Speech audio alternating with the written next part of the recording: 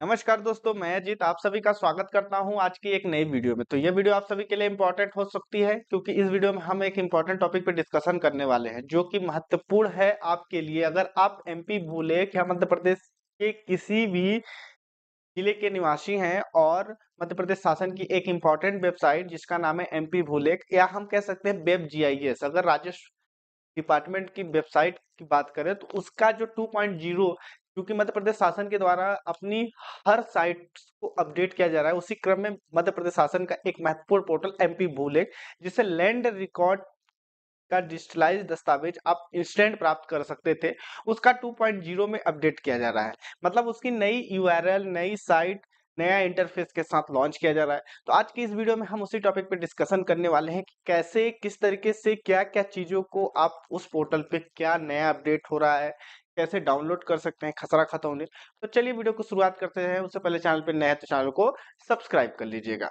तो दोस्तों, web GIS 2.0 का जो ऑफिशियल अगर हम बात करें लॉन्चिंग, तो अप्रॉक्स 2 महीने से 3 महीने, क्योंकि उनके लेटर में ही 3 महीने की टाइमिंग दी गई है, 3 महीने में वो वेबसाइट लॉन्चिंग हो जाएगी। तो सबसे फर्स्ट ऑफ अगर हम बात करें खसरा खतौनी डाउनलोड करने के लिए, अभी जो करंटली हमको यूआरएल प्राप्त है UAT UAT2.mp-gov.in, ये आप अभी सर्च करेंगे तो करंटली ये वेबसाइट ओपन हो रही है। हो सकता है कि यही करंटली फाइनलाइज वेबसाइट हो, या जिस प्रकार से संपदा 2.0 के पहले शुरुआत में टेस्टिंग वेबसाइट लॉन्च की गई थी, उसके बाद फाइनल यूआरएल अलग था, हो सकता है वो अलग हो। तो आप इस तरीके की जब अभी करंटली साइट को ओपन करेंगे, इस तरीके का इंटरफेस शो हो रहा है। यहाँ पे देख सकते हैं राइट साइड के टॉप में लॉगिन करने का और पंजीकरण करने का दोनों ऑप्शंस मिल रहे हैं। और बाहर की सर्विसेज कुछ इस प्रकार से हैं। मेजर सर्विसेज की अगर हम बात करें, जैसे पहले क्या होता था कि हम खसरा खतौनी कुछ महत्वपूर्ण दस्तावेजों को विदाउट लॉगिन करके ही देख सकते थे, लेकिन अभी करंटली क्या है कि इस वेबसाइट में आप बिना लॉगिन किए ही बहुत सारी चीजों को यूज कर सकते हैं। जैसे अगर हम बात करें, यहाँ पे एक ऑप्शन आपको देख रहा होगा राजस्व के प्रकरणों को देखने के लिए, उसी में एक क्रम है डायवर्सन शुल्क कैलकुलेट करने का। पहले क्या होता था, हम अपनी यूआरएल को लॉगिन करते थे, मतलब एमपी भूलेख में लॉगिन करते थे अपनी यूजर आईडी, फिर देन हम वहां से जा करके विवर्तन सूचनांक वाले ऑप्शंस पे क्लिक करके ही उसको चेक कर सकते हैं। लेकिन अभी इसमें क्या है कि डायरेक्ट हम डायवर्सन के शुल्क को भी चेक कर सकते हैं, कितना हमको पे करना है डायवर्सन करने के लिए इनिशिएट अगर करते हैं। तो चलिए आगे हम प्रोसीड करते हैं। अगले वाले ऑप्शंस में जब हम साइन इन वाले ऑप्शंस पे क्लिक करेंगे तो इतने ऑप्शंस मिलते हैं। सबसे पहले पब्लिक यूजर, फिर विभागीय उपयोगकर्ता, बैंक उपयोगकर्ता, लोक सेवा, फिर सिस्टम इंटीग्रेटर, यानी जो वेबसाइट डिजाइन किया है उसके लिए भी है, लोक सेवा केंद्र के लिए है, बैंक के लिए भी है, और जो यूजर होते हैं जैसे बैंक के पटवारी वगैरह, एसडीएम, तहसीलदार, इनके लिए। फिर देन यहाँ पे कॉमन यूजर यानी पब्लिक यूजर, उनके लिए भी ऑप्शन है। एक ऑप्शन है यहाँ पे पंजीकरण। अगर अभी रजिस्ट्रेशन के लिए आप प्रोसीड करेंगे, रजिस्ट्रेशन के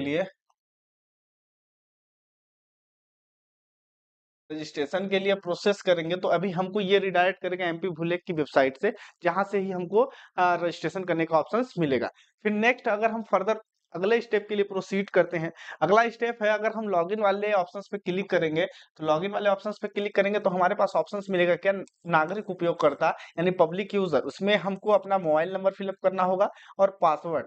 यहाँ पे ही आप देखिएगा पंजीकरण करने के लिए जब आप क्लिक करेंगे ना, तो ये इंस्टेंट हमको एमपी भूलेख के पोर्टल पर रिडायरेक्ट कर देगा, वहां से लॉगिन कर मतलब रजिस्ट्रेशन करने के लिए ऑप्शंस देगा। तो अभी ये जो है पूर्ण रूप से चालू नहीं हुआ है, तो आप इसमें लॉगिन वगैरह सही ढंग से नहीं कर सकते, लेकिन कई बार यूजर आईडी क्रिएट हो जा रही है। तो यहाँ पे अपना मोबाइल नंबर डालिएगा, फिर जो आप पासवर्ड क्रिएट करेंगे वो डालेंगे, फिर साइन इन कर सकते हैं या ईमेल आपके माध्यम से। तो वहां पे यहाँ पे जहाँ पे मोबाइल का ऑप्शन है, यहाँ पे हमको जीमेल फिलअप करने के लिए बोला जाएगा, और फिर देन पासवर्ड, फिर साइन इन का ऑप्शन मिलेगा।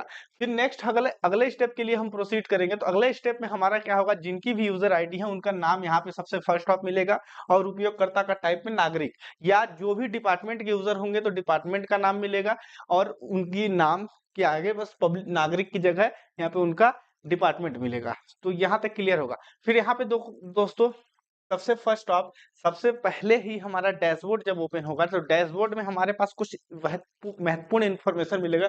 सबसे फर्स्ट ऑफ डिस्ट्रिक्ट्स की संख्याएं, कितने जिले हैं मध्य प्रदेश में उनका लिस्ट मिलेगा। फिर देखिए कुल कितने तहसील्स हैं, कितने ग्राम हैं, कुल कितने खाते हैं, कुल कितना खसरा नंबर्स है, कुल कितना सर्वेक्षण नंबर है, कुल कितने ब्लॉक है, कुल कितने प्लॉट्स हैं, उनका नंबर यहाँ पे सबसे पहले आपके डैशबोर्ड में मिलेगा। उसके बाद अगर आपने कोई ट्रांजैक्शन किया हुआ है, ट्रांजैक्शन का मतलब अगर हम कह सकते हैं कि अपनी इस आईडी से हम कोई खसरा, खतौनी, नक्शा या डायवर्सन किसी भी एक्स वाई जेड टाइप्स के एप्लीकेशंस का यूज किए हैं तो उसका डिटेल्स हमको हमारे डैशबोर्ड पे ही मिल जाएगा। और उसका सेवा का प्रकार, यानी अगर आपने खसरा निकाला हुआ है तो यहाँ पे खसरा लिखा हुआ मिल जाएगा, यहाँ पे मैप मिल जाएगा, या एनी अदर्स जो भी टाइप्स के इसमें सर्विसेज हैं उनका कोई यूज किया तो सेवा प्रकार मिल जाएगा। स्थिति में करंट स्टेटस क्या है कि मतलब अगर वो आवेदन जनरेटेड हो चुका है, जैसे अगर आपने खसरा प्रोसीड किया है तो यहाँ पे वहाँ पे उसकी पीडीएफ जनरेटेड हो चुका है या डीएससी के लिए प्रोसीड है वो मिल जाएगा। फिर यहाँ पे कार्यवाही में आप उसको डाउनलोड कर सकते हैं, वो ऑप्शंस मिल जाएगा। ये हमारा एक एक डैशबोर्ड हो चुका है। पहले हमारे पास क्या होता था, लॉगिन करने के बाद इंस्टेंट सारी ऑप्शंस ओपन होते थे जिसमें से हम खसरा के लिए आवेदन अलग करेंगे, वॉलेट के लिए अलग प्रोसीड करेंगे, ऋण पुस्तिका के लिए अलग प्रोसीड करेंगे, वो मेनी मोर ऑप्शंस अवेलेबल होते थे। लेकिन अब हमारे पास इधर लेफ्ट साइड में देखिएगा प्रमाणित प्रतिलिपि का एक स्पेसिफिक ऑप्शंस मिल गया है जिसमें हम भू अभिलेख प्रतिलिपि, भू अधिकार पुस्तिका, अधिकार अभिलेख प्रतिलिपि, सॉरी, निकाय सर्वेक्षण प्रतिलिपि, अभिलेखागार और आरसीएमएस के ऑर्डर की ऑप्शन है। फिर यहीं पे एक वॉलेट प्रबंधन, राशि प्रबंधन मतलब वॉलेट का स्पेसिफिक एक ऑप्शन मिल रहा है। फिर यहाँ पे डायवर्सन के लिए एक ऑप्शन मिल रहा है, राजस्व भुगतान के लिए एक ऑप्शन मिल रहा है, ई केवाईसी करने के लिए मिल रहा है, और शिकायत एवं सुझाव के लिए इसमें लेफ्ट साइड में ऑप्शंस मिल रहे हैं। तो इतना अभी तक आपको क्लियर हो चुका है दोस्तों।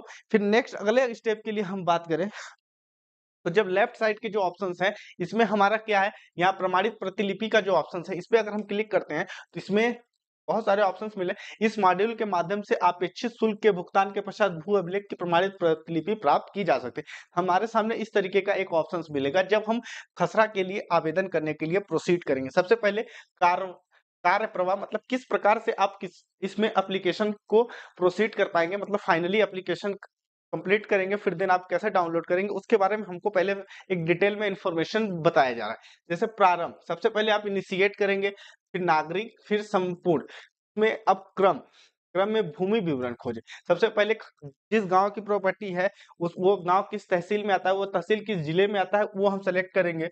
उन रिकॉर्डों का चयन करें जिनकी प्रतिलिपि की आवश्यकता है, मतलब कौन सा नंबर आपको रिक्वायर्ड है उसको सेलेक्ट करना है। फिर दस्तावेज का प्रकार, यानी उसमें क्या चाहिए, खसरा चाहिए, खतौनी चाहिए, बीवन चाहिए, नक्शा चाहिए या ऋण पुस्तिका चाहिए, वो ऑप्शन है। शुल्क कितना लगेगा पेज वाइज, फिर भुगतान करें, उसके बाद सफलतापूर्वक प्रतिलिपि को डाउनलोड करें। ये एक इंटरफेस है। यहाँ पे ओके का ऑप्शन है, ओके वाले सेगमेंट पे हम क्लिक करेंगे। फिर नेक्स्ट हमारा अगले स्टेप के लिए प्रोसीड करने के लिए बोला जाएगा। अगर आपने कोई आवेदन किया हुआ है तो उसके विवरण यहाँ पे मिल जाएगा। जैसे 10 प्रतिलिपि के ऑप्शंस को आप यहीं से चेक कर सकते हैं, जैसे कि यहाँ पे आवेदन संख्या, आवेदन दिनांक, किस जिला, कौन सी तहसील, किस गांव, फिर सर्वेक्षण नंबर मतलब कौन सा खसरा नंबर है, सीएलआर नंबर मतलब उस एप्लीकेशन का एक नंबर जो जनरेट होता है वो, फिर क्या टाइप था आवेदन का वो, और किस वर्ष के लिए आपने आवेदन किया।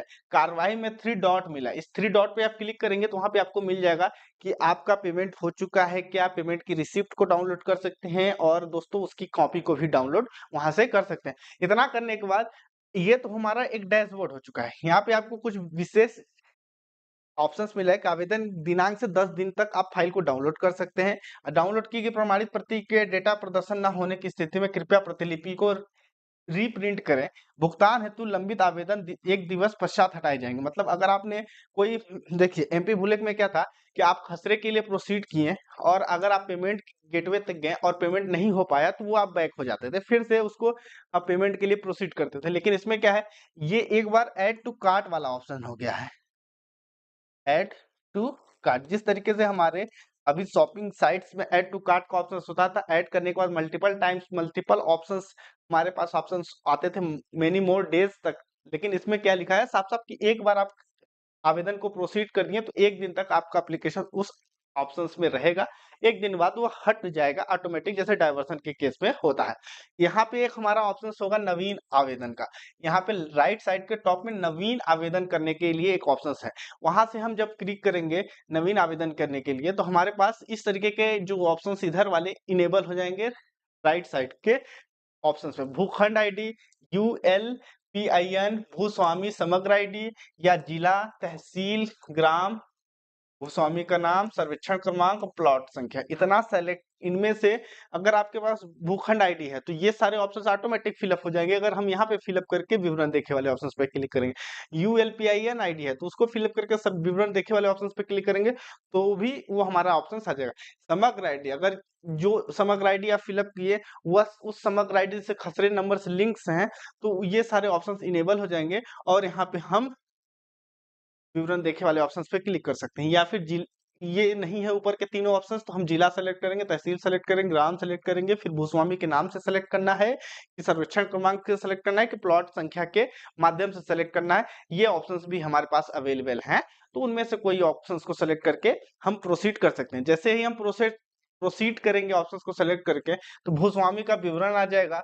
भूस्वामी के विवरण के बाद यहाँ पे हमको ये चयन करेंगे, मतलब यहाँ पे एक बॉक्स बनेगा, इस बॉक्स को क्लिक करेंगे, ये बॉक्स पे हम इसे क्लिक करेंगे तो यहाँ पे सबसे first of types of property, ये टोटल हेक्टेयर, ये सारी विवरण मिल जाएगा। भूस्वामी विवरण में हमारे सामने भूस्वामी का नाम, उनके फादर का नाम, उनका हिस्सा, भूस्वामी का टाइप, उनकी कैटेगरी और यहाँ पे EKYC का स्टेटस मिलेगा कि उनकी EKYC है कि नहीं। अगर ये ग्रीन है और सही मार्क है तो मतलब KYC है, और रेड मार्क में X बना हुआ है मतलब इनकी KYC कंप्लीटेड नहीं है। उसके बाद यहाँ पे हमको भू अभिलेख दस्तावेज टाइप सेलेक्ट करने के लिए बोला जाएगा। पहले हमको क्या होता था, खसरा खतौनी B1 एक मतलब प्रोसीड करते थे तो वहां पे हमको खसरा खतौनी B1 को सेलेक्ट करने का ऑप्शन मिलता था, लेकिन हम जब नवीन आवेदन करने के लिए प्रोसीड करेंगे तो अभिलेख टाइप में ही पे खसरा खतौनी ऋण पुस्तिका B1 सारे ऑप्शंस को सेलेक्ट करने का ऑप्शन मिलेगा। इतना करने के बाद हम जब चलेंगे, जैसे हमने ये सेलेक्ट किया तो यहाँ पे सबसे फर्स्ट ऑफ भू अधिकार पुस्तिका, विलंबन प्रमाण पत्र, खसरा, खतावार, खतौनी, नक्शा, इतने ऑप्शंस मिल रहे हैं। इनमें से कोई एक या कई ऑप्शंस को एक साथ सेलेक्ट करके पेमेंट कर सकते हैं। इसमें एक बेहतरीन अपडेट यही है। फिर नेक्स्ट हम अगले स्टेप के लिए जब प्रोसीड करेंगे, जब हम अपने पेमेंट करने के लिए सारे ऑप्शंस को सेलेक्ट करके जब आवेदन को आगे प्रोसीड करेंगे तो हमारा आवेदन इस तरीके से ऐड टू कार्ट वाले सेगमेंट में चला जाएगा। अंतिम कार्यवाही में जो खसरा प्रतिलिपि कंप्लीट हो चुका है तो इस तरीके से आ जाएगा। खतौनी के लिए खतौनी आ जाएगा। स्टेटस में यहाँ 3 डॉट पे क्लिक करेंगे तो यहाँ 3 डॉट पे करने के बाद पेमेंट रिसिप्ट के लिए और या तो पेमेंट कंप्लीट करने के लिए ऑप्शंस मिलेगा। तो यहाँ पे देख सकते हैं प्रतिलिपि डाउनलोड कर सकते हैं, भुगतान रसीद या रीप्रिंट, ये ऑप्शंस है। तो आई होप वीडियो अच्छी लगी तो लाइक करिए, चैनल पे नए तो चैनल को सब्सक्राइब करिए। मिलते हैं अगली नई वीडियो में नए इन्फॉर्मेशन के साथ, तब तक के लिए धन्यवाद।